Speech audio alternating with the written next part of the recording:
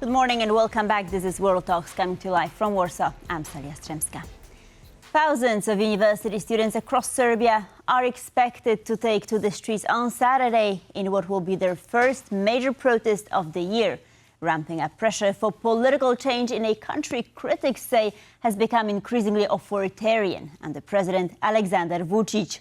Joining me to discuss this is Marta Szpala, Research Assistant, Institute of Political Studies, Polish Academy of Sciences. Good morning and welcome. Delighted to have you with us. Good morning. Thank you for having me. So, Serbian President Alexander Vučić announced on Thursday night that the country will hold parliamentary elections between September and November of this year. So, is this the result of a year and a half of protests? I don't think there will be election in September. Actually, during this protest, and we have to remember that the protest started actually 1 year and a half ago in November 2024, when the canopy collapsed in Novi Sad, which was open, like the railway station was open after years of renovation, which cost a lot. That was the main reason why the protest started. And actually, this is the I would say tactics of Alexander Vučić to decrease the numbers of the people who would like to participate in this protest. And actually, through all this months, he announced a couple of times that the election will be held soon or in a couple of months, but it never happened. And I don't think that the president would decide to have the election, because we have to know that all the major decisions in Serbia are taken by the President Vučić, although his real power, it's really symbolic, because the government know that he has no support of the people, and he will and they would lose the election. So actually, as I said, I think this announcement is only tactics to make people not to come to Belgrade. And actually, from the very early morning, we are observing a lot of administrative decision not to let people to come to Belgrade. As usual, during this huge protest, the railways suspended their connection to Belgrade, so there is no train going to the city. We have a lot of police which are trying to also block the movement of people to the city center. So actually, the government and Vučić himself is doing everything not to let people gathered in Belgrade today. So how has the deadly Novi Sad train station collapse transformed public anger over corruption into the largest anti-government movement Serbia has seen in years? So actually, it's like the students actually started the protest in November, and at the very beginning they demanded, we can say, only that the people who are responsible for this collapse and the death of 16 people have to be brought to justice. And we have to also underline that it never happened. So actually, we don't know who and was responsible for this accident, for this tragedy. We don't know what was the chain of command, what kind of the companies were responsible for it. So nobody was brought to justice.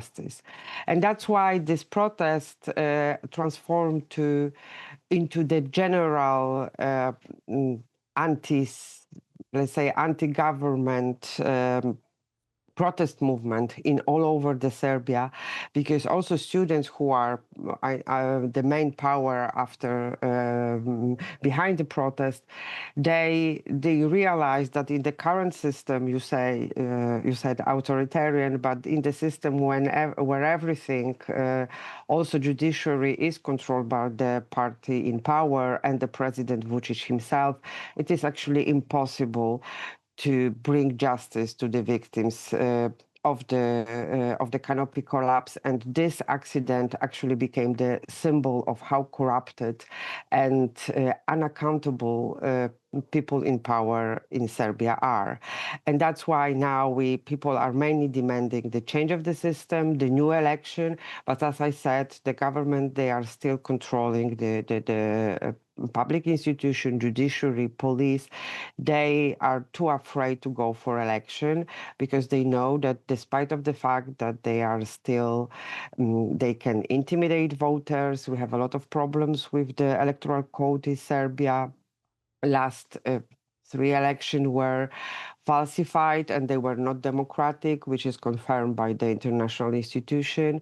But despite the fact that the government and the president can influence the result of the election, they know that they probably would lose to the probably students' movement, because we don't know who will be taking part in the election and what form the protest movement will enter to the election when they will be finally announced. So why are university students emerging as the central opposition force in Serbia? And does it reflect the wider generational frustration across the Balkans? Actually, I would say that the older generation, they used to have their own revolution in 2000 when they overthrown Milosevic, and they were quite disappointed with the results of the democracy in Serbia. So actually we have seen a lot of corruption, we have a lot of shady deals.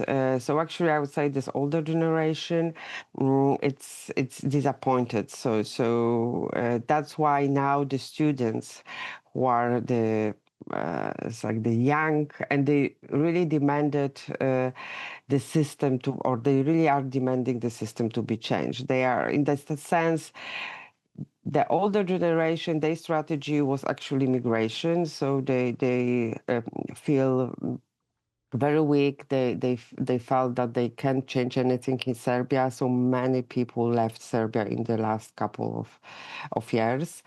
But the students, they don't want to go anyway. They want the system to be changed. That's why they are protesting and they are demanding. But it is also important to underline that, of course, the students are the main force because they are young. They don't have family obligation. We have to take into account that these protests are really, it's 1 year and a half. So actually somebody with the family, work, obligation, it's really hard for such a people to be on the streets. But students are young, they are full of energy, and they can actually devote a lot of time for the protest, for organization, and they are doing so. But actually what is also important that it's not only students, there are a lot of local organizations, small protest groups who are protesting all over the Serbia about the different practice of the government, especially the investment who are implemented without taking into account the local needs and local communities. We have like huge road investment where people were deprived with all the laws and the rights to their properties. We have big foreign investments in mining, which are polluting the cities like Sitibor and Majdanpek when the Chinese are digging the copper, and the government is actually letting this happen. So they are allowing the foreign investors to do everything what they want in Serbia, not following the local rules, not following the regulation who are there to protect the environment and the local population. So it's not only students, but we from Friday we can see that a lot of these people from the small towns, they are coming to Serbia to show to Vučić, but also to the West, I would say, to European Union especially, that the society are still demanding the election, because as you said, this is the first big protest this year because the students were focusing on self-organizing, some local action. We have local election in March, which governing party won, but with a lot of irregularities and a lot of investment or financial investment to these communities and voters buying. So this protest is to show that it's not the end. The government and the president, actually, they wanted once again to show to the society that change is not possible.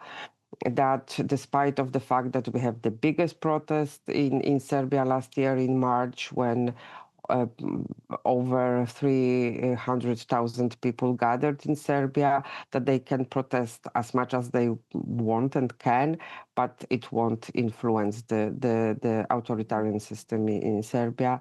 So the society, the students, the local organization, they want to show that they are still there. They didn't forget the Novi Sad, and they still want to see change in the government.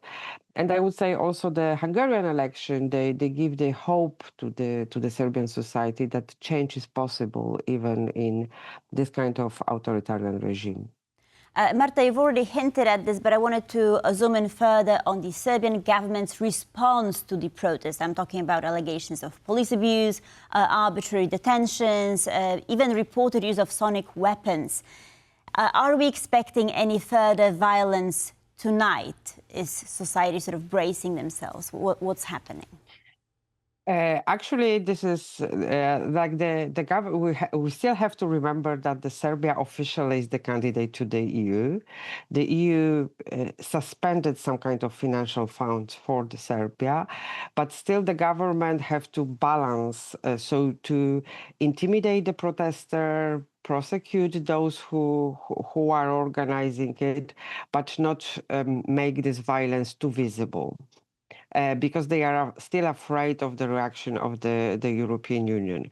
So what I would expect is, I would say, some kind of provocation. What we also have seen in March 2025, so that the security structure, some, people, we call it in Poland, titushki, like from this masked men, who will be provoking the protesters for some violent clashes with the police.